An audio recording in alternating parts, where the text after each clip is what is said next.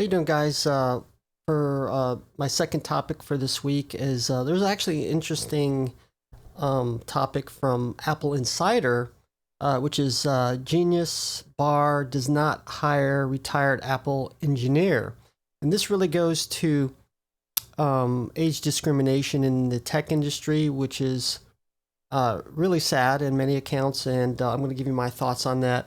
Going a little bit more into the story. He was actually this Apple Apple engineer was responsible for the migration of OS X to the Intel processors, which were much faster and allowed actually to support Windows operating system if you installed it on a Mac computer.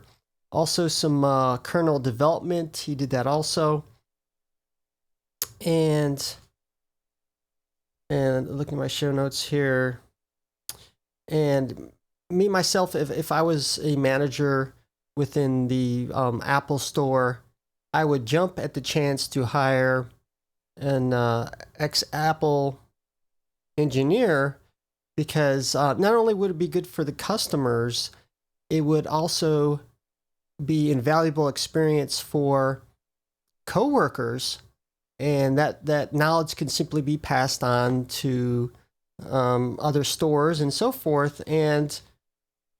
And this is coming from somebody who, the company that I work for currently, I'm a supervisor, and we do hire a number of disabled and senior citizens, and I've been working with them for many years. I've been there for over 4 years now, and I found they're hard workers and actually more reliable than a lot of the younger workers, and they bring to the company's job experience, or job and life experiences, you simply wouldn't get with younger workers.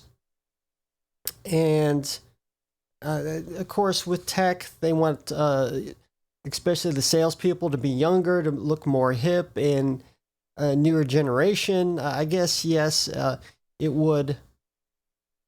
In some ways, they could associate with a generation that's the same rather than somebody who's older, but still, we could still put some of these older people in managerial positions and so forth. And let me give you an experience that I also had when I used to be in the military. Of course, different situation, but we actually, on the board ship, we had a problem with a lube oil purifier, and so we ended up calling the De La Valve company on how to fix this, because we couldn't. The feed tube was stripped because it's threaded inside, and when it strips out, you can't even open the lid to this lube oil purifier. So the technicians, representatives actually told us, you simply take a hacksaw and cut through the feed tube and feed tube adapter.